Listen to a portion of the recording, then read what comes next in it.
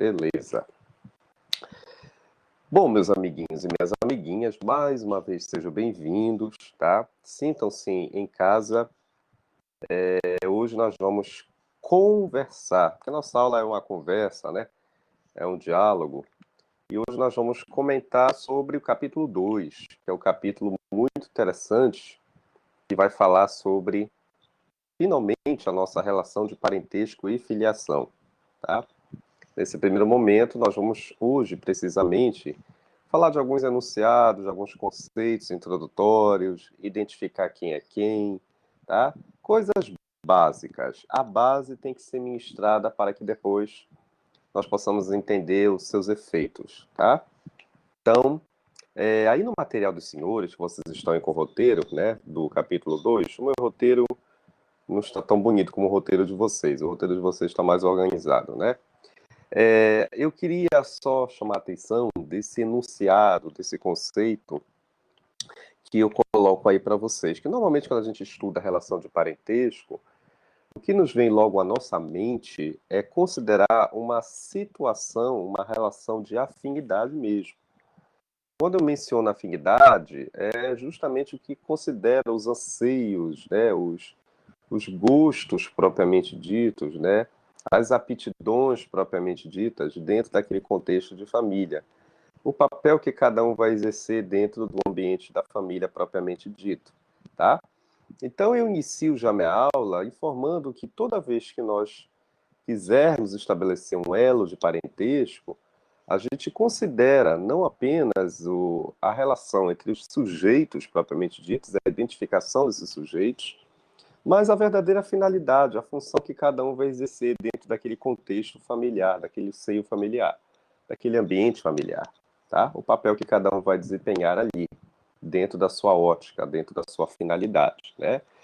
E aí nesse material, desse resumo, né, desse roteiro, melhor dizendo, que eu apresentei para vocês, esta relação de afinidade é reconhecida pela lei, pelo direito, né? Pela doutrina, né? Pela nossa fonte formal do direito, tá? Como eu já havia mencionado, essas pessoas vão fazer parte daquele círculo, daquele contexto de família e vão estabelecer, né, qualquer tipo de negócio jurídico, qualquer tipo de ato jurídico, por exemplo, pleitear os alimentos, pleitear a própria filiação, né, pleitear o seu direito à propriedade, todos os aparatos nós vamos nos ater nessa chamada relação de parentesco, tá? Então não tem mistério, existe N conceitos, existe N interpretações conceituais sobre a chamada relação de parentesco. Mas basta que vocês entendam, vocês são pessoas inteligentes e já devem compreender que toda vez que a gente estabelece uma relação, é um conglomerado de aptidões, né? É uma reunião de esforços, é uma reunião justamente de interesses conjugados, considerando um determinado ambiente pela qual ali eles vão residir, tá? De uma forma definitiva, de uma forma permanente, tá? E ali você vai estabelecer negócios jurídicos, atos jurídicos, você vai trocar informações, considerando justamente o teu papel no teu exercício daquela família, tá? Então, o que se propõe justamente é essa palavra relação, a gente já entende, né? Que é justamente uma conjugação de interesses, tá? Uma união de esforços. E aí considera, claro, a tua condição de membro daquela família. Você é um parente, você é um membro, propriamente dito, daquela família, tá? Aqui no material, vocês não fiquem coisa, porque de vez em quando eu vou ter que realmente olhar para o material, porque são muitas informações. E a gente precisa repassar isso para vocês de uma forma muito tranquila, transparente, tá? Eu também observo aqui no material de vocês que eu coloquei essa informação que normalmente as pessoas perguntam muito, né? Ah, entre os cônjuges, entre si, os companheiros entre si, eles são ou não parentes? Nós sabemos que isso daí todo mundo, a maioria, já confirmamos, não existe relação de parentesco, tá, queridos? O que existe ali é uma relação de natureza contratual e obrigacional, tá? Com base justamente nos efeitos da esfera civil. Então, os próprios cônjuges, os próprios companheiros, eles devem estipular uma espécie de uma aptidão de natureza obrigacional, tá? Eles têm direitos e deveres a cumprir. tá? Principalmente os cônjuges. Por que, professor, principalmente os cônjuges? Porque eles já inauguram com um vínculo de contrato. Eles já inauguram com um vínculo de formalização de um determinado contrato, de uma escritura pública, tá? Notoriamente reconhecida. Diferentemente da união estável, porque a união estável, nós não inauguramos a união estável já com escritura, tá? Nós já formalizamos a união estável com os elementos que assim irão a caracterizar. E lá na frente nós vamos ter um estudo da união estável. Mas eu já adianto aqui que não necessariamente você inaugura a fonte formal do direito com a união estável, tá? Você não vai inaugurar já com o contrato. Mas, se os contraentes quiserem, né, os companheiros, eles podem formalizar futuramente para garantir os seus efeitos, né, os seus direitos, as suas aptidões, tá? Então, o resumo da ópera, para a gente não deixar de não entender, entre os cônjuges e entre os companheiros, meus amiguinhos e minhas amiguinhas, mais uma vez, tá? Muito embora não exista essa relação direta entre si de parentesco, não são parentes, né? Mas eu posso informar os senhores e as senhoras que o vínculo obrigacional, o vínculo contratual, eles não podem deixar de não obedecer essa regra, com base justamente no que se propõe o próprio ordenamento civil, tá? Então, por favor, não esqueça desse detalhe, tá? Não são parentes por natureza, quer seja biológica, civil, mas por natureza obrigacional, eu tenho que informar que eles têm um compromisso de natureza dentro do direito das obrigações e dentro do direito contratual, tá? Os direitos e deveres, eles vão ter que ser respaldados. Mas não, obviamente, leva a crer que eles são parentes, tá? Eles são, obviamente, eles estão ali naquela relação bilateral de natureza obrigacional, como já havia mencionado anteriormente, tá? Tudo tranquilo, beleza? Então, dentro desse panorama, para quem chegou agora, né, sejam bem-vindos, eu já formalizei, né, mencionei esse conceito introdutório, que a relação de parentesco, né, considera aqueles elos, aqueles vínculos, né, aquelas aptidões, aqueles interesses comungados, conjugados, que vivem dentro de um determinado recinto de um ambiente familiar, e, ao mesmo tempo, trocando efeitos jurídicos entre si. É o que se propõe a chamada relação de parentesco, tá? É um dos conceitos, porque nós temos N conceitos na doutrina, tá? E, ao mesmo tempo, eu já informei para vocês que os companheiros e os cônjuges não são parentes diretamente formalizados entre si. A única situação que nós levamos a crer é que eles estão sobre o aparato de um vínculo contratual, de um vínculo obrigacional, mas não caracteriza-os a condição de parentes, tá? A OAB, normalmente, quando menciona alguma questão nesse sentido, ela faz uma grande salada, uma grande mistura, informando que eles estabelecem uma relação obrigacional, que, por sua vez, são considerados parentes entre si. Aí o candidato, muitas vezes, acaba se esquecendo desse pequeno detalhe, tá? Que eles realmente não apresentam esse vínculo diretamente associado à condição de parentes, tá? Tudo very good, tudo tranquilo. Gente, eu tô aprendendo inglês, tá? De vez em quando eu vou falar inglês, tá bom? Tô brincando, só pra gente se descontrair. Item número 2, olha, é importante, tá? Classificação. A classificação é uma classificação doutrinária, tá bom? Que nós levamos em consideração a relação de parentesco subdividida em 3 tópicos, tá? Cadê a câmera? 3 tópicos, beleza.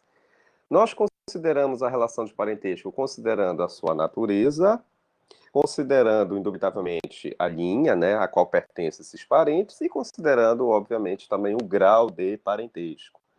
A pessoa só pode repetir? Repito, não tem problema nenhum, tá? A classificação da relação de parentesco é uma questão doutrinária, tá, meus queridos? Não se preocupe com isso, a doutrina majoritária, ela também considera muito essa classificação. Parentesco por natureza, o parentesco considerando as linhas e o parentesco considerando os graus propriamente ditos, tá bom? E aí cada um vai ter uma finalidade que eu vou, a partir de agora, explicar aos senhores e às senhoras, tá bom? Quanto à natureza, meus amiguinhos, bora olhar aqui a apostila? Bora, professor. Nós temos aqui 3 também subclassificações. Nós temos o chamado parentesco natural, o civil e por afinidade. Cada um tem uma proposta exclusiva de informação, tá? O que é o parentesco natural? Parentesco natural, grife essa palavra natural, né? É aquele parentesco oriundo única e exclusivamente através do chamado fato gerador nascimento, com vida, tá? O parentesco natural, eu preciso ratificar esse elo de consanguinidade, entre aspas, os chamados parentes de sangue, né? Os parentes que estão fazendo parte daquele elo biológico, toda aquela árvore genealógica, tá? Que vai ser de suma importância. Não tem mistério nenhum. E conforme eu já informei anteriormente para outra turma, né, informo também para vocês, esse parentesco é considerado, sim, a regra geral, tá? Nós iniciamos, na maioria dos casos, né, 99%, posso dizer assim, nós estamos inclusos nesta relação de parentesco natural, tá?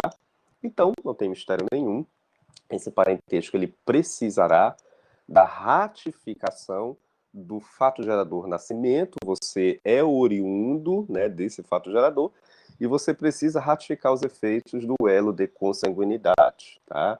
Que aí é justamente o propósito de análise do chamado parentesco natural. Pela etimologia, acho que ficou muito claro da gente entender, né? Nenhum esforço do contrário, porque você está admitindo o fator do elemento da consanguinidade, tá? Fator da consanguinidade, fator da hereditariedade, da árvore genealógica, tá? Então, tudo isso daí perpassa ao chamado fator nascimento com vida, tá bom? Logo em seguida, vocês estão observando aí comigo, eu coloquei o chamado quê? Parentesco civil. Professor, sim, vocês também estão convidados a grifar a palavra civil, tá? O que é o parentesco civil? Nesse caso, a etimologia civil é porque para você formalizar essa relação de parentesco, para você considerar esta relação de parentesco, indubitavelmente você vai precisar do aparelhamento formal da instrumentalização da norma, tá? Ou traduzindo, bora facilitar o vocabulário, professor? Vamos. O parentesco civil, eu vou buscar justamente na fonte legal, na fonte formal do direito, o reconhecimento desta relação. Eu vou precisar das instrumentalizações, né, das ações judiciais, se for o caso, por exemplo, né, dos registros civis para burocratizar e, ao mesmo tempo, para reconhecer esta relação de parentesco, tá? E aí eu acho que não tem nenhuma dúvida para vocês. Nós temos alguns exemplos, né, desta relação de parentesco civil, né, com base justamente no reconhecimento do ordenamento jurídico, né? Eu te dou um exemplo clássico, é a adoção, né, gente? A adoção é um exemplo clássico de parentesco civil, porque você imagina, né, alguém que foi fruto oriundo de uma família substituta que posteriormente adentrou na tua família, tá? Então, para que isso viesse a ser sacramentado, essa transição, esta sacramentação, esse reconhecimento, o que que você precisou? Você precisou do devido processo legal, né? Você precisou da instrumentalização dos atos jurídicos. E aí passou a ser considerado, após a sentença transitada do julgado, o reconhecimento da adoção. Eu acho que até comentei isso com vocês, né, na aula passada, a legitimidade da prole, né?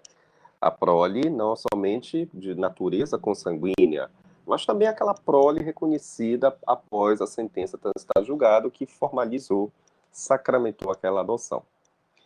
É um exemplo de parentesco civil, tá? O filho depois, uma vez reconhecido por sentença, apresentará, gozará da mesma legitimidade de proteção comparada àquele filho consanguíneo, tá?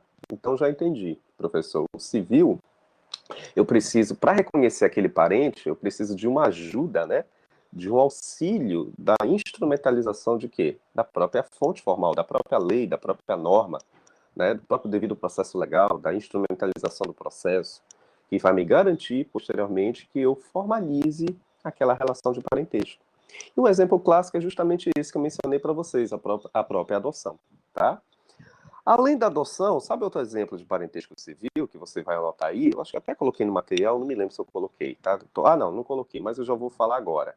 É a chamada filiação socioafetiva, tá?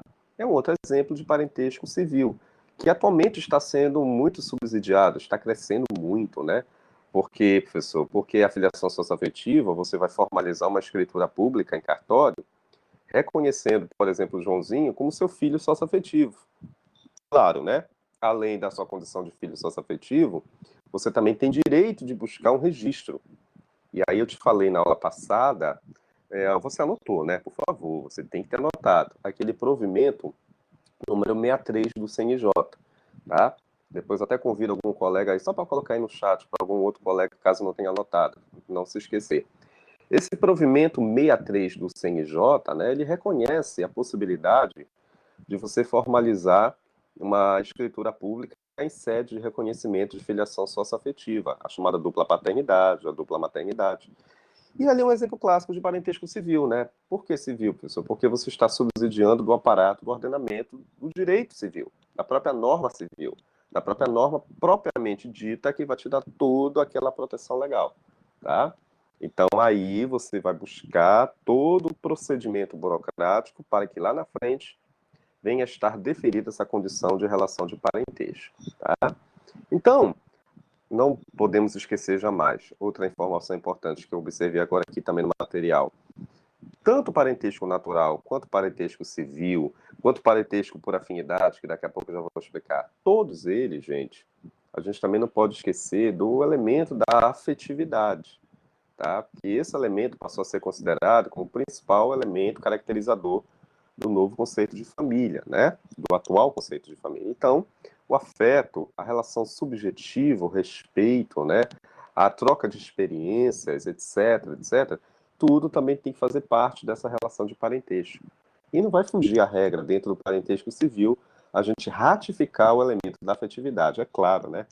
Sem uma adoção deferida, é porque, obviamente, ela precisou da concretização dessa afetividade. Sem uma filiação socioafetiva deferida, é claro que também precisou da ratificação dos efeitos da afetividade. Uma coisa ficou engajada na outra, precisou estar concatenada, tá? Tudo bem o parentesco civil, meu povo, minha pova, deu para entender? Então a palavra civil é porque você vai o quê, gente? Você vai buscar o aparato, a instrumentalização, né? O cuidado da norma que vai te garantir as ferramentas essenciais para formalizar esse parentesco, quer seja por uma escritura pública, quer seja por uma sentença transitada em julgado, tá? Uma averbação, meus amigos, tudo isso daí é fundamental para que nós possamos ratificar o chamado parentesco civil, tá? Só isso, professor? Claro que não, né? Nós temos o chamado parentesco por afinidade. Meu povo, grifem a palavra afinidade. Ah, professor, não dá para grifar? Dá sim. Pega o mouse do computador, grifa. Essa palavra afinidade, ela é muito importante, porque o que quer dizer isso, gente? É porque eu preciso, por exemplo, eu, professor Ari, está atrelado a uma respectiva entidade familiar notoriamente reconhecida pela vigente Constituição. Vou repetir, pessoal, não entendi, porque eu estava distraído, estou com o meu telefone, o WhatsApp, etc. Tá bom, então vou repetir de novo.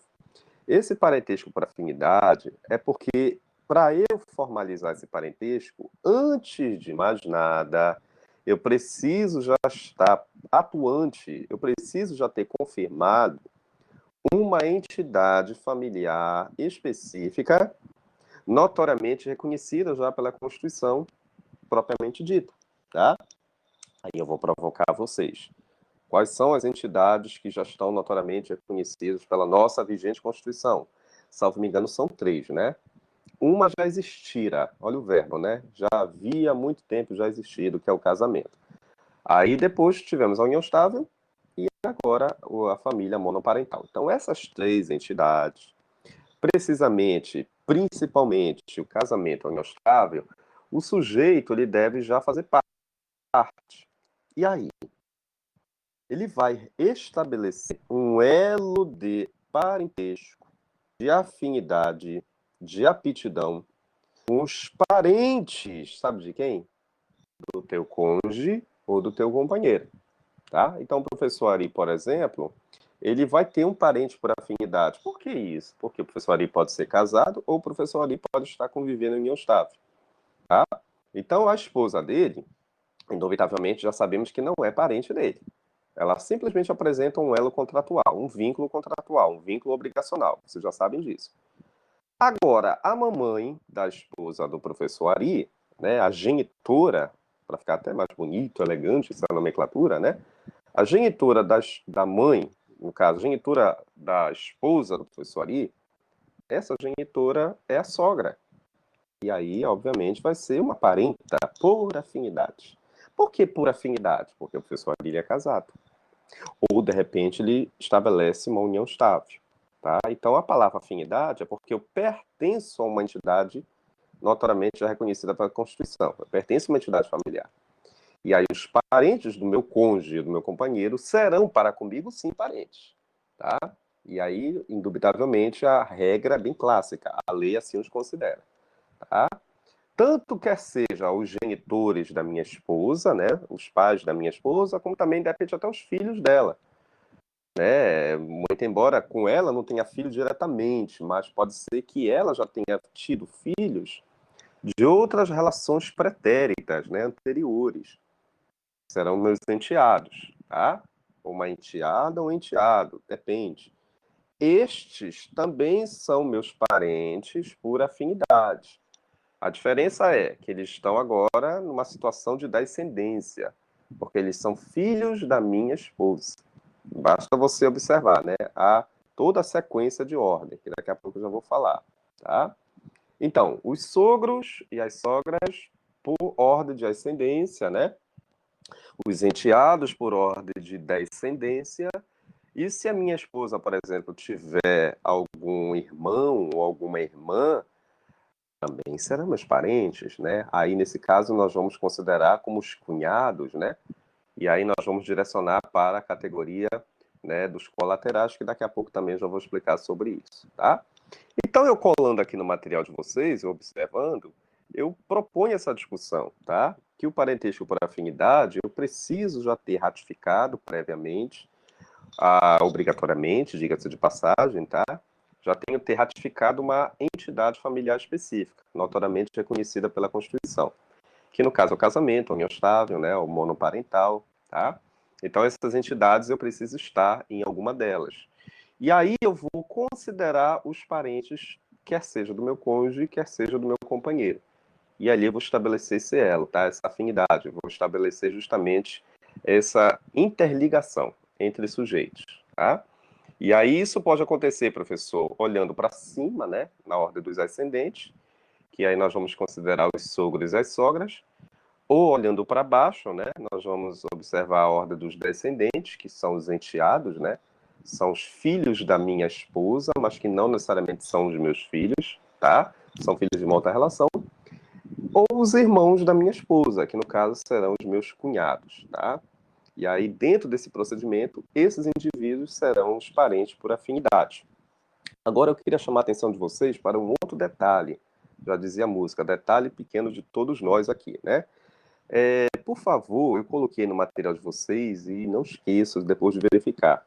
Existe uma redação que é o parágrafo, estou olhando aqui, tá? É o parágrafo primeiro do artigo 1595, lá do Código Civil. O parágrafo primeiro desse artigo 1595, ele é de suma importância, porque ele justamente vem nos informar quem são esses determinados parentes por afinidade. Tá? Ele está justamente ali citando, né, mencionando quem são esses determinados parentes que, por sua vez, somente estes indivíduos vão constituir os teus chamados parentes por afinidade. É uma questão de limitação, tá? Então, se alguém bater no seu ombro e te perguntar, vem cá, fulano, quais são os parentes por afinidade? Existe algum limite? Aí você categoricamente vai dizer sim. Os meus parentes por afinidade são aqueles meus parentes porque eu sou casado ou porque eu tenho uma união estável, ou seja, eu tenho uma entidade. E ao mesmo tempo são os parentes do meu cônjuge e do meu companheiro. E aí você diz que existe um limite, tá? Para você considerar esses seus parentes. Se for na linha para cima, ascendentes, eu somente considero meu sogro e minha sogra, ou seja, eu somente considero os pais, justamente, dos meus genitores, ou dos meus companheiros. No caso, né, do seu companheiro ou do seu cônjuge, né? É uma limitação, somente os meus sogros são. Agora, o pai do sogro, né, no caso, o avô, né, do meu companheiro, do meu cônjuge, aí já não é mais parente algum. A limitação ela fechou até o genitor do seu determinado cônjuge. Agora, o avô dele em diante, ascendente, já não configura nenhuma relação de parentesco com você. Olha a limitação. Aí, por isso que você tem que observar a redação desse parágrafo primeiro, tá? Porque entre os parentes por afinidade, existe também uma limitação, tá? Você só considera na linha ascendente o sogro, né? O sogro, a sogra, que são os pais justamente do seu cônjuge ou do seu companheiro, tá? Mesma coisa na linha descendente. Vamos descer para baixo, já dizia o velho pleonasmo da prática, né? Vamos descer? Vamos. Quem são? São os enteados, né?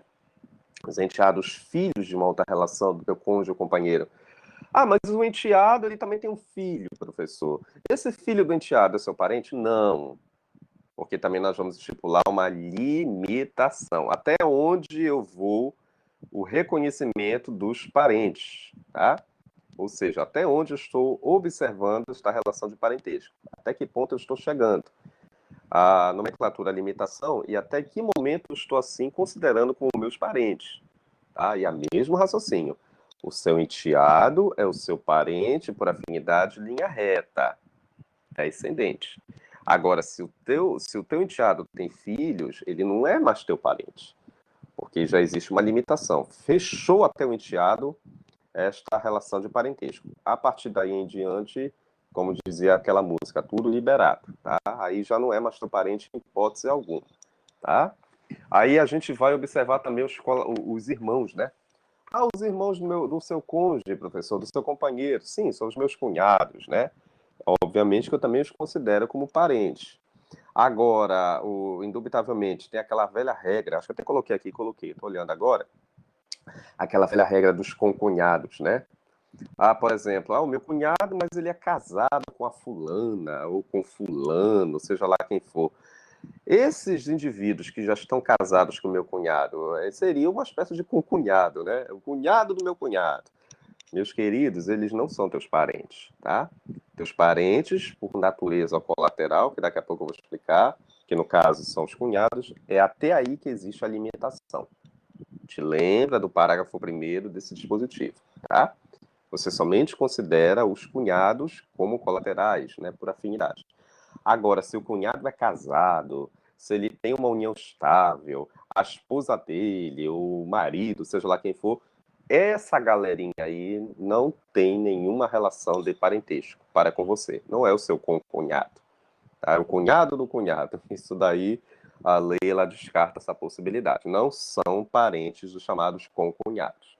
Tá? Mas, numa questão de cordialidade, né, quando você vai nos a gente se reúne, a família, né? Tá ali o esposo do cunhado, aí todo mundo fala de. Todo mundo pronuncia, ei, cunhado também, né? Então, normalmente, por uma questão de costume, a gente acaba envolvendo o meio de campo, né? Mesma coisa acontece com outros determinados parentes, chamados, daqui a pouco eu vou comentar, os primos de segundo grau, né? Não são também mais teus parentes, né? Porque aí já fecha todo esse ciclo, tá? Então, dentro desse procedimento, é importante que não esqueçam a limitação, né, do reconhecimento de parentes por afinidade. Essa limitação vocês devem, de vez em quando, observar no parágrafo primeiro dessa redação desse artigo 1595, tá?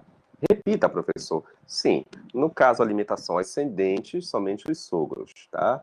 Por afinidade, nada que esteja além dessa condição serão teus parentes. A partir daí já não são mais. Aí você desce para baixo, pleonasmo aceitável no momento, né? Aí você tem quem? Você tem os determinados enteados, né? Esses enteados são os filhos do teu cônjuge de outra relação. Ah, mas os enteados têm filhos também. Bom, os filhos dos enteados já não são mais teus parentes, porque nós fechamos o ciclo da limitação, tá? E os cunhados, que são os irmãos do teu cônjuge ou companheiro, claro, já está dizendo, né? São teus parentes. Agora, se os cunhados são casados, têm uma união estável, esses maridos, essas esposas não têm nenhuma relação de parentesco para com você, tá? Aí já não existe mais a regra dos concunhados, dos cunhados dos cunhados. A gente fecha esse ciclo, tá? Aí já não tem mais nenhuma perspectiva de reconhecimento de relação de parentesco, tá? Portanto, como eu coloco aqui no material, agora vocês vão observar aqui comigo, tudo isso, gente, porque a gente respeita, a gente firma o compromisso de preservar uma identidade moral, de uma identidade ética, pela qual defende, né, essas relações de parentesco, para que também não venha atrapalhar futuramente a realização de um futuro negócio jurídico, principalmente em sede de reconhecimento, quem sabe, né, de uma futura herança, de uma futura alienação pura e simples. Então, o direito de família, ele priva muito por esse primado, por esse respeito, né, à entidade moral e ética da preservação das identidades das partes.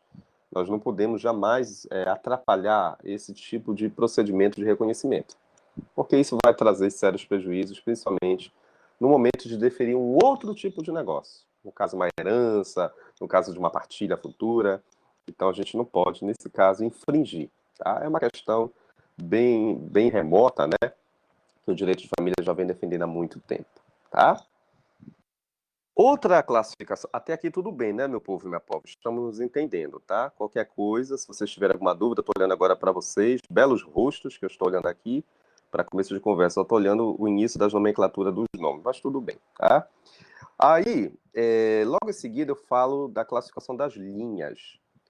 Linhas, por favor, escreva aí no teu caderninho, no teu papel.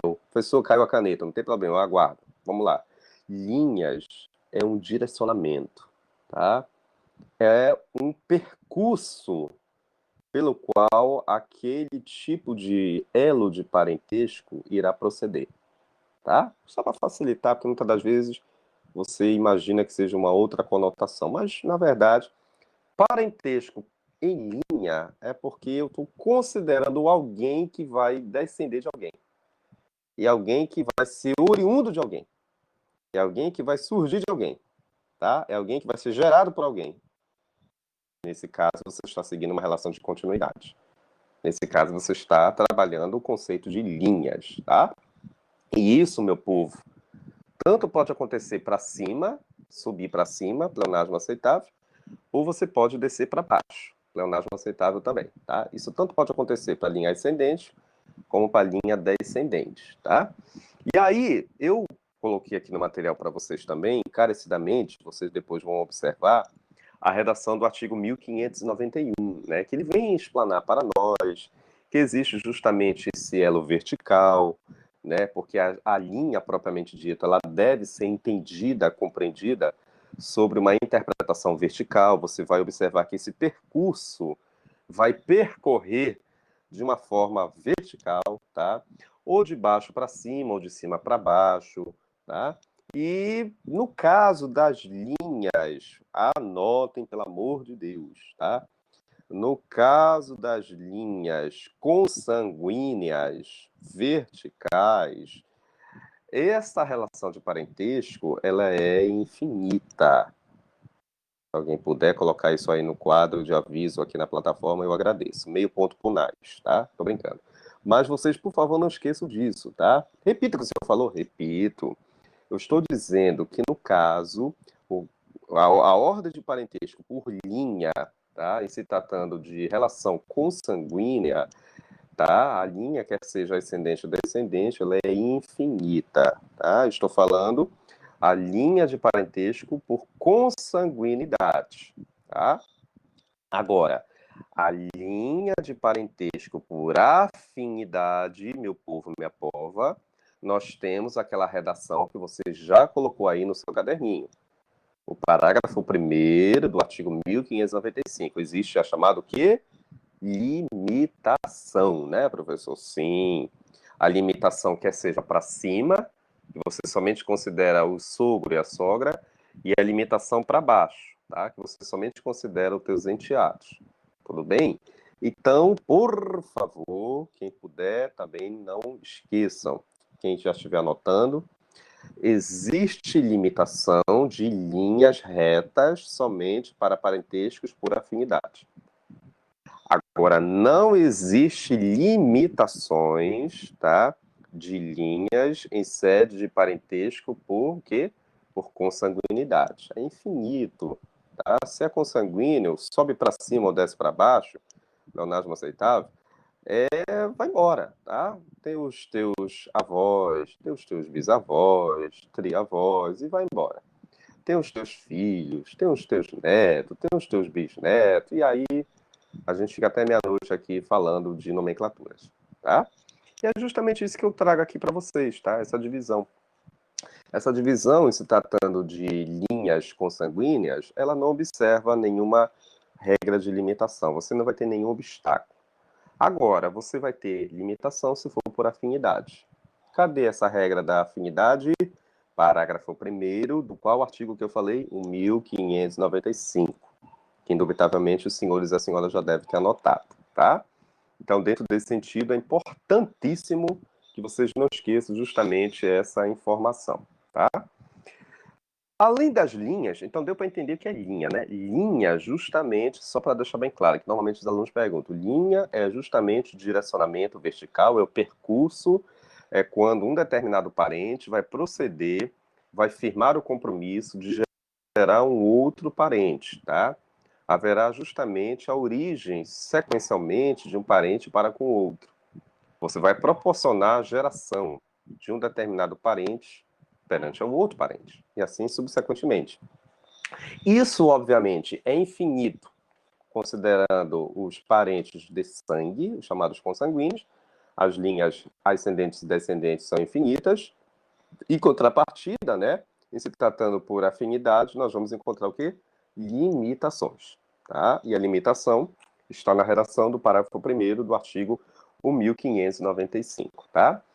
Agora, nós temos também a chamada linha colateral. Estou falando, por enquanto, linha reta, né, que é um direcionamento vertical. A colateral é um direcionamento transversal ou equidistante, como eu falei na turma anterior, tá? Uma relação paralela. O que é colateral, gente? É porque aquele indivíduo, aquele parente, ele vai precisar de um outro parente para estabelecer um elo de relação de parentesco, para que venha estabelecer justamente aquela ordem de percurso. Então, colateral é porque você não vai descender ou nem ascender diretamente um do outro, tá? Você vai precisar eleger um outro parente que venha apresentar a função de chave mestra, ou como normalmente os doutrinadores informam, como tronco comum, né? Como peça-chave essencial que vai servir ali de parâmetro para que nós possamos estabelecer essa relação de parentesco, tá? Então, no caso da colateral consanguínea, anotem, no caso da relação colateral consanguínea, nós fechamos até no chamado quarto grau. A palavra grau significa dizer, ou seja, o conhecimento da ordem, tá?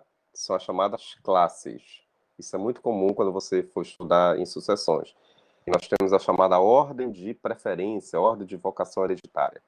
Aqui no direito material intervivos, no direito de família, nós também podemos nos subsidiar, por exemplo, os alimentos, tá? Então, repito, os colaterais consanguíneos, tá? Nós temos 4 graus, tá? Até o quarto grau é possível a gente estabelecer. O primeiro grau, por exemplo, quem é? É o filho perante o seu próprio pai, tá? Isso daí é fato, isso daí é regra, tá? Ou melhor dizendo, o irmão perante o seu próprio pai. Agora, os irmãos entre si, eles já são, obviamente, eles vão precisar estabelecer uma relação de parentesco, porque eles não descendem diretamente um do outro. Detalhe, é uma relação equidistante, paralela, chamada colateral, e já que eles não podem descender diretamente um do outro, eles devem eleger um parente em comum, que vai estipular este elo de parentesco, esse vínculo, tá? Essa árvore genealógica. No caso, será o pai deles, né? Ou a mãe deles, tá? Os pais, melhor dizendo. Então, para você, por exemplo, saber qual é esta relação de parentesco, qual é essa ordem de parentesco, esse grau de parentesco do irmão para com o outro, já que eles não descendem diretamente um do outro, eles não são em linha retas, eles estão equidistantes, paralelos um do outro, eles precisam eleger, obviamente, o pai deles, para que firme justamente esse vínculo de parentesco, para que desenhe essa ordem, tá? Esse percurso propriamente dito. Então, vamos lá. Para eu chegar numa condição, para eu saber qual é esse vínculo, eu primeiro vou ter que perpassar pelo meu pai. Eu vou ter que subir uma casa, né? Uma ordem, um grau, como é costumeiramente chamado, né? Então, você está na primeira ordem até chegar no seu irmão. Você vai descer uma outra ordem. Quantos degraus você percorreu? Vamos lá. Para eu chegar no irmão A e no irmão B, eu tenho que perpassar primeiramente pelo meu pai. Então eu vou subir uma ordem e aí depois eu vou descer. Então você percorreu duas etapas. Você percorreu dois percursos, tá? Você ultrapassou duas barreiras. Logo, eles são parentes, né? Colaterais, porque eles estão paralelos entre si, eles estão equidistantes entre si, de ordem de segundo grau, de grau de segundo grau, tá? São parentes colaterais por segundo grau. A palavra grau, queridos, é justamente este percurso, tá? É a ordem que você vai percorrer. Imagine uma escada, por exemplo. A cada degrau ali você está estipulando um grau, uma ordem propriamente dita, tá? Então isso é o que nós denominamos de parentesco colateral, no caso dos irmãos, né, de segundo grau, porque para que você chegue um no outro, você vai ter que eleger um parente em comum, um tronco comum, que no caso é o pai. E aí, em primeiro lugar, você chega no pai, pega uma ordem, né, sobe um degrau, e depois, para chegar no outro irmão, você desce. Aí você somou, né? Primeiro degrau até com outro degrau. Você percorreu dois degraus. Logo, você percorreu 2 graus, ou duas ordens, tá? Por isso que eles são considerados parentes colaterais de segundo grau. Professor, e quem seriam os de terceiro grau? São chamados tios, né? Então, vamos supor que eu estou aqui, eu quero saber qual é a relação de parentesco que eu tenho para com meu tio. É claro que o meu tio, ele é irmão do meu pai. Eles estão numa outra ordem acima de mim. Já sabe que é ordem, né? Estão numa preferência, num degrau acima. Então, em primeiro lugar, é necessário que a gente visualize que o meu tio, ele é irmão do meu pai. Então, tem uma ordem aí acima, tá? Então, eles vão estabelecer primeiramente essa relação. Também eles são colaterais, né? Porque eles são irmãos. E eles precisam eleger quem? Eles precisam eleger o pai deles, que no caso é justamente meu avô, né? Tá? Então, para eu, tá aqui eu, né? Para eu chegar no meu tio, aliás, ao contrário, né? Para eu chegar no meu tio, eu primeiro vou ter que perpassar algumas etapas, algumas ordens, tá? Eu, em primeiro lugar, eu vou ter que perpassar pelo meu pai, que é uma ordem ou um degrau. Depois eu vou perpassar pelo meu avô. Por que meu avô? Porque ele é o pai do meu tio e do meu pai, que é uma outra ordem, que é justamente o tronco comum entre meu tio e meu pai, até chegar no meu tio. Então eu percorri 3 degraus, né? Eu primeiro subi um degrau, que foi até meu pai. Depois eu subi um outro degrau, que foi até meu avô. Aí já tem 2, né? Finalmente eu cheguei no meu tio. Por quê? Porque ele justamente está nesse terceiro estágio, né? Ele é irmão do meu pai, eles são colaterais, eles precisaram também estipular um tronco comum, que no caso é meu avô, que no caso é o pai deles, tá? Logo, o meu tio é o meu parente colateral de terceiro grau. Ah, professor, já entendi porque a palavra grau, né? Porque grau é justamente a ordem que você vai percorrer, tá? A classe que você está. Basta que você se lembre das escadas, né? A cada degrau ali é uma ordem, tá? Então, não tem nenhum mistério. Para que eu justamente visualize, primeiro eu vou ter que estipular esses vínculos, né? Aí, se eu quiser saber, professor, o senhor falou que é até o quarto grau. Quem seria esse parente de quarto grau? Seria justamente o filho do meu tio, que no caso é o meu primo, né, gente? Então, aí, para eu saber a relação entre mim e o meu primo, mesmo raciocínio, né? Já sei que meu primo não descende diretamente de mim. Então, nós somos colaterais, isso é fato. Mas como é que eu faço? Como é que eu faço para chegar até nele? Lá vai. Aí eu vou percorrer, né? Já que ele é filho do meu tio, basta eu descer mais um degrau. Fazer aquele mesmo raciocínio que eu falei anterior. Mas vamos lá, já que você se esqueceu, vamos de novo. Então, eu estou aqui, né? Eu vou subir um degrau, que é até chegar meu pai, tá? Aí depois eu vou subir um outro degrau para chegar até meu avô, segunda ordem. Desse tio, que é a terceira ordem. E aí, já que o meu tio tem um filhinho, basta descer a outra ordem. No caso, seria o chamado parentesco de quarto grau. Fecha a limitação colateral consanguínea vai até o quarto grau, tá? Então, por favor, não esqueçam. Os parentes colaterais consanguíneos somente vão fechar, somente são considerados até o quarto grau. Os parentes colaterais consanguíneos, eu os considero até o quarto grau, tá? Ah, professor, o primo de segundo grau, o sobrinho do primo. Não, aí já não são mais teus parentes. Mas, por uma questão de costume, de cordialidade, de convivência familiar, a gente acaba fazendo uma salada mista, tá todo mundo em casa, a gente faz um belo churrasco e todo mundo considera parente, tá? Só um detalhe, eu acho que eu até coloquei aqui no material. No passado, até então no código anterior, tu acreditas que os parentes colaterais eles eram considerados até o sexto grau, né? E normalmente, mas por que, professor, teve essa redução para quarto grau? Até por uma questão de facilitar a interpretação, o entendimento, né, da conquista de outros eventuais direitos, né? De reconhecimentos, por exemplo, de uma herança, para facilitar a interpretação, né? Para facilitar, por exemplo, a conquista dos alimentos. Então, teve uma redução drástica, né, para o atual Código Civil de 2002, ele entendeu que para justamente verificar uma melhor aceleração dos atos jurídicos, você restringiu a relação de parentesco colateral para até quarto grau. A partir daí já não existe mais nenhum vínculo propriamente dito de parentes, tá? Então, nesse raciocínio, os chamados primos de segundo grau, é uma questão só de doutrina, costume, não são teus parentes por lei reconhecidamente, tá? E aí foge a regra para fim de partilha, para fim de sucessão, isso não vai ter nenhum reflexo, tá? Voltando aqui no material, porque eu me emociono muito, às vezes quase eu olho, mas às vezes eu não olho, mas agora eu prometo que vou olhar, tá? Então aqui no teu item 2.2, o parentesco em linha colateral, ele defende isso, né? Colateral porque eu vou estar paralelamente a um outro parente, eu não vou descender diretamente dele, eu vou ter que eleger um parente que vai servir como tronco base, tronco comum, cartão postal essencial, para que estabeleça essa árvore genealógica, né? Para que a gente possa diferenciar, para que a gente possa chegar um no outro, tá? Para que a gente possa alcançar esse ponto de chegada, tá? Então, no caso dos consanguíneos, nós fechamos até o quarto grau. No caso dos afins, quem são os afins, gente? São aqueles parentes, né, que precisam de uma entidade, né? São justamente os parentes do teu cônjuge ou companheiro.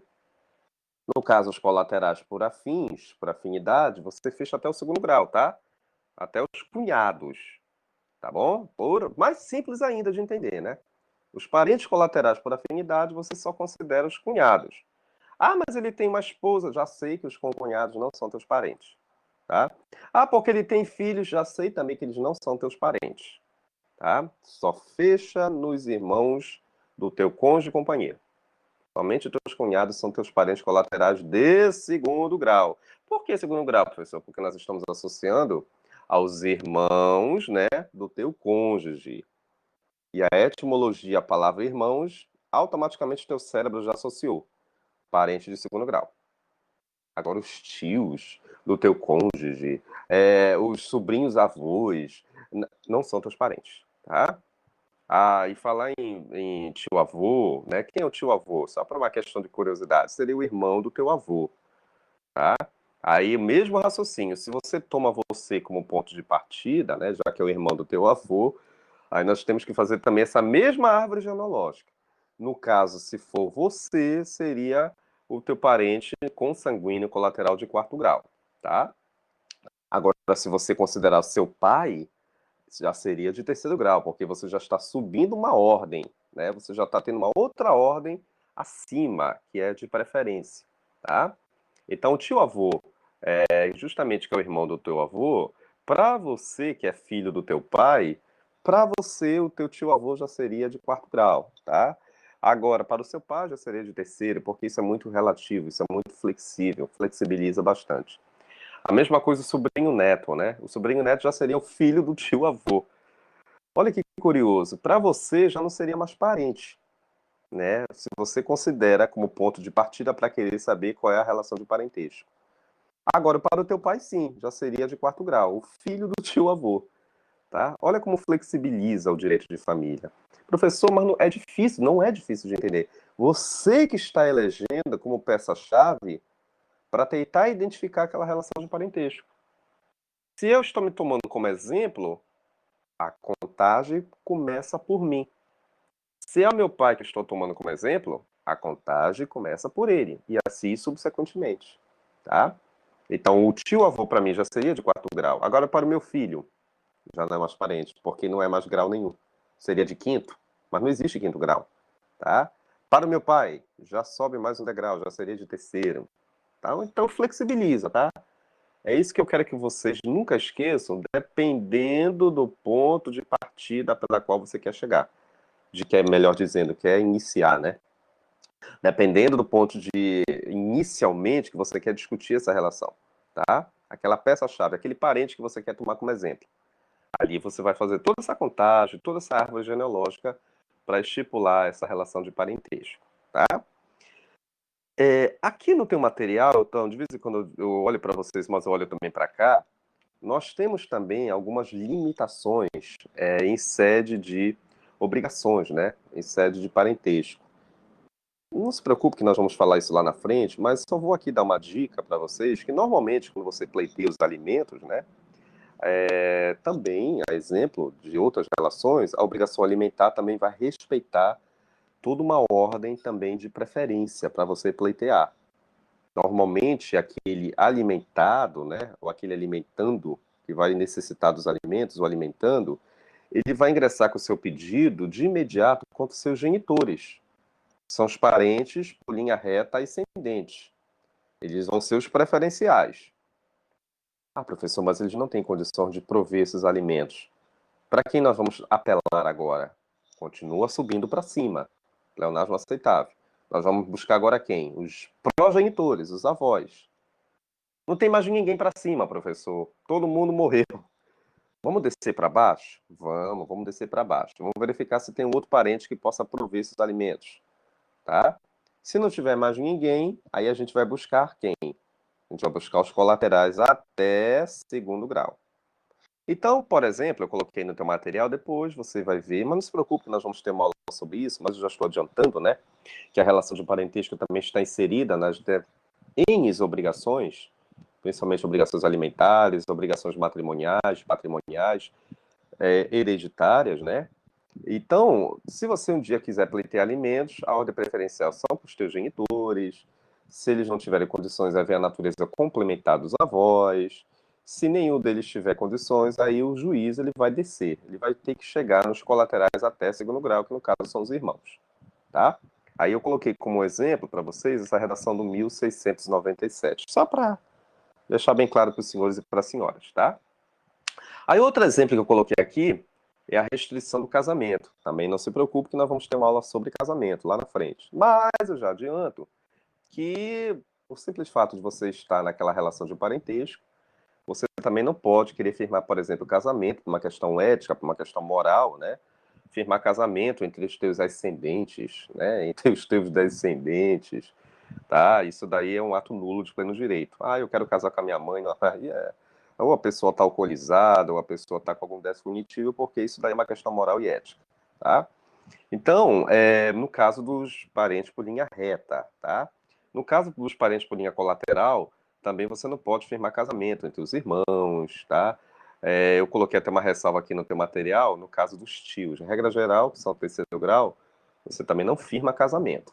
Mas somente tem uma situação que lá na frente também vou só fortalecer, se não houver nenhuma incompatibilidade consanguínea, abre-se precedente, tá? Mas aí são laudos médicos, clínicos, periciais que vai ter que atestar, tá? E dentro desse procedimento, no caso ainda dando continuidade aqui no teu material, no item 2.3, eu acho que já ficou bem claro o que significa a palavra graus, né, meus amigos? Graus são percursos, né, são etapas. Eu acho que eu coloquei até aqui número de gerações, tá? Basta você se lembrarem das velhas escadas. A cada etapa, a cada procedimento ali, nós temos uma geração nova, tá? Que vai trazer reflexos. Isso é um grau, tá? O grau dos meus pais, eles estão numa ordem preferencial comparado ao meu grau. O grau dos meus avós estão mais preferenciais ainda, tá? Então isso pode subir ou pode descer, tá? O grau ele pode ser ascendente quanto pode ser descendente, tá? Isso daí é fato notório, que a gente também não pode deixar de não observar, certo? Outra observação também que eu trago aqui no material, o item número 3, que eu já estou agora aqui no item número 3, é que é um fato curioso, tá? A redação do parágrafo 2º, por favor, anotem, né? A redação do parágrafo 2º do artigo 1595, ela vem justamente formalizar a chamada continuidade da relação de parentesco em se tratando de parentesco por afinidade, mesmo após o término daquele casamento, mesmo após o término daquela união estável. Então, por exemplo, eu sou casado com a Maria, né? Eu me divorciei da Maria. Tudo bem, já sei que ela não é, ela nunca foi minha parente, mas a mãe dela é minha sogra. Ela foi sogra, professor? Ela foi não, ela continua sendo sogra. Porque aí nós vamos ter que embasar justamente nessa redação do parágrafo 2º. Por que isso? Porque mesmo finalizando aquela entidade matrimonial, o caso familiar, mas perdura, continua, solidamente falando, este vínculo de parentesco por afinidade de linha reta ascendente. Égua, professor, não me diga uma coisa dessa, então vou ter que aturar meu sogro até depois que eu tiver divorciado. Sim, até depois que você tiver divorciado, até depois que você tiver também já separado, né? Depois converta. Não existe o velho chavão popular, e sogro e sogra, né? Não existe o chamado ex-enteado ou ex-enteada. Poxa, professor, eu estava até de olho na minha enteada, é tão bonita, naquele enteado, professor. Pois é, então pode tirar seu cavalinho da chuva. Se você quiser firmar um casamento com ele, é um ato nulo de pleno direito. Ó, olha para você, não pode, tá? Já está vedado, é um impedimento, isso a regra legal já nos informa, tá? É um ato nulo que a própria lei já nos prediz. Agora, se você está interessado, sempre esteve interessado no seu cunhado, na sua cunhada, professor, o senhor não sabe de nada, ele é muito charmoso, ela é muito charmosa, pode meter ficha. Como assim, professor? Depois que você se divorciar, tá? Depois do término da relação, não existe mais relação para colaterais por afinidade. O parentesco por afinidade colateral cessa depois que finaliza o casamento, depois que finaliza a união estável. Então, invista naquele cunhado, né, que você já estava de olho nele, tá? Ele foi o pivô do seu divórcio, eu sei disso, tá? Então, aí, nesse caso, não tem nenhum problema, tá bom? Nesse caso, não existe mais nenhuma relação de parentesco, porque entre os colaterais não existe vedação após o término daquela relação conjugal ou convivencial, no caso da união estável, tá bom? Isso que eu estou falando para vocês, depois eu tenho certeza que vocês vão ler, tá no parágrafo 2º do artigo 1595, ele é ipsilídere, né? Ele está ao pé da letra, muito claro para que vocês entendam, tá? E para fechar nossa aula de hoje, o item final, número 4, para igualar justamente a outra turma, eu trago alguns exemplos de restrições, tá? Em se tratando de relação de parentesco. Eu acho que não tem mais nenhuma dúvida, porque essas restrições tanto vão acontecer em se tratando de linhas retas, né? Diretamente um para com o outro, ou colaterais, né? Que são equidistantes entre si, tá? No caso da linha reta, alguns exemplos, algumas normas exemplificativas de restrições. Acabamos de falar, né, gente, a questão do próprio casamento. Tá? Jamais você pode firmar vínculo matrimonial em se tratando dos teus parentes de linha reta, ascendente ou descendente. Não me faça uma coisa dessa porque isso é um ato nulo de pleno direito. Isso é um exemplo de restrição. Tá? Aqui no teu material, por exemplo, eu coloquei também a regra do Estatuto da Criança, da adoção. Ah, porque eu já tenho o meu filho já, obviamente, reconhecido como legítimo, né? Ele já teve o reconhecimento do trânsito julgado da sentença. Aí agora o que não pode, por exemplo, é um outro determinado parente, um ascendente, por exemplo, o teu avô, ou a tua avó, né? Ou tua mãe socioafetiva, seja lá quem for, querer também resolver adotar alguém que já está adotado. Tá? Eu estou me fazendo entender? Então eu sou filho adotado, né? Eu sou legítimo. Agora não pode, por exemplo, meu avô querer me adotar de novo. Gente, isso está infringindo a coisa julgada material. Aí não pode, obviamente, você querer prejudicar todo o meio de campo. Isso é um ato também nulo de pleno direito. Com maiores detalhes, você dá uma leitura lá no ECA, tá? Que eu até coloquei esse exemplo para vocês. Quem já foi adotado não pode ser adotado novamente por um ascendente. Ou você realmente cumpre com a lei, ou então você vai ter que pagar por isso, tá? No caso da linha colateral, mesma coisa para o casamento, que eu te expliquei, né? Não pode os irmãos, que já que são colaterais entre si, eles não podem também firmar casamento, jamais. Isso daí é um ato nulo também, né? Uma situação de impedimento. E também os tios, né? Até terceiro grau, né? Que regra geral não pode. Aí tem aquela discussão da havendo uma eventual incompatibilidade, não havendo, melhor dizendo, né? Uma eventual incompatibilidade de sangue, aí abre-se um precedente. Uma regra geral, nós fechamos esse vínculo de matrimônio colateral até terceiro grau, tá? E a mesma coisa aqui do ECA. Lá vem de novo a adoção. Ah, porque eu fui adotado pelo casal fulano e beltrano, tá? Obviamente que eu sou legítimo comparado àquele consanguíneo. Nós somos irmãos. Agora, por exemplo, não pode um outro irmão nosso, de uma relação unilateral, querer me adotar. Olha, sabe por que ele me conheceu hoje, né? De repente ele nem sabia que eu existia. Ele já ingressou com processo de adoção, isso é um ato nulo também, vai ter que ser julgado improcedente, tá? Porque, quer queira ou quer não, para a lei, nós somos irmãos, tá? Então não pode um adotado querer ser adotado por um outro colateral irmão, tá? Então o ECA também, eu parabenizo, que isso é uma vedação, né? Aqui no parágrafo primeiro, os irmãos do adotado não podem ser adotados entre si, tá? Não pode eu querer adotar um irmão que já havia sido formalizada a sua adoção prévia, tá? Mesmo que seja um irmão unilateral, tá bom? Pois bem, meu povo e minha pova, dentro desse panorama, resumo da ópera, hoje a nossa aula, muito simples, tá? Nós falamos sobre algumas nomenclaturas essenciais. A finalidade da nossa aula, fazendo esse breve resumo, foi situar todos vocês para saber de antemão o que significa uma relação de colateralidade, quem são parentes colaterais, quem são parentes consanguíneos, quem são parentes civis, tá?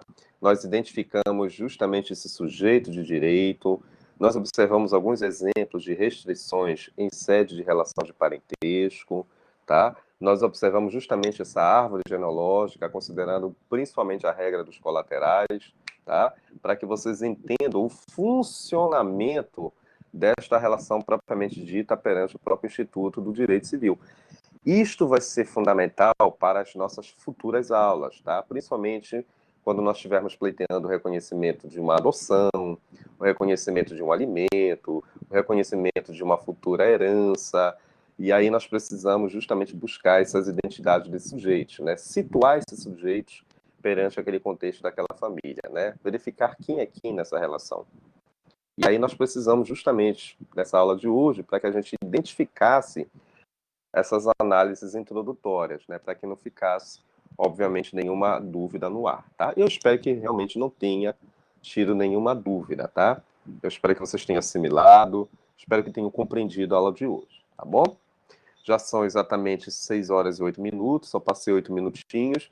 Alguma dúvida, alguma pergunta, algum questionamento? Ficou claro para todos vocês, da turma B de bola, tá? Aos presentes, atuantes, futuros jurisconsultos do nosso ordenamento. Aviso aos navegantes, domingo é o último prazo para vocês postarem as atividades na plataforma, né, correspondente ao capítulo 1. E aí eu espero que vocês, por gentileza, não deixem de postar, tá? Depois das 23 horas e 59 minutos, haverá decadência do direito. Aí não tem mais como vocês postarem, salvo situações excepcionais que o tribunal recursal ele vai analisar minuciosamente, tá bom? Alguma dúvida, meus amiguinhos e minhas amiguinhas? Quem é que está aqui em sala? Deixa eu ver. A Fulana, a Beltrana, a Ana Clara, Ana Carolina, Caroline, Daniele, Karina, Lucas. Peraí, quem mais? Esse daqui de baixo eu não consegui ler, porque a minha plataforma não conseguiu mais ler, tá? Todos estão tranquilos? Alguma dúvida? Tá? Maiores detalhes, não se preocupe que essa aula eu vou gravar, já está sendo gravada, melhor dizendo, e eu vou salvar no YouTube, tá? E aí amanhã, mais tardar, até amanhã de manhã, eu vou postar essa aula para vocês, tá? Para vocês recapitularem. Não esqueçam que terça-feira nós vamos começar a conversar sobre alienação parental. Esse tema é importantíssimo, tá? E aí eu vou comentar algumas crises que estão acontecendo atualmente, algumas discussões sobre a alienação parental e seus reflexos no ordenamento jurídico, tá bom? Certo, meus amigos? Tudo tranquilo? Alguma dúvida? Tá? Todo mundo aqui acho que deu para entender. Tranquilidade. Nesse exato momento eu vou agora fechar a aula, já são 6h10, passei só 10 minutinhos. E aí, na terça-feira, eu encontro vocês. Tá bom? Grande abraço a todos, desejo a todos boa noite, bons estudos. Estudem direito civil, tá? Que aí vocês vão ter um bom aparato, tá bom? Grande abraço a todos. Alguma dúvida? Eu acho que não, né? Fiquem em paz, tá bom? Fecha a minha aula de hoje. Grande abraço, meus queridos.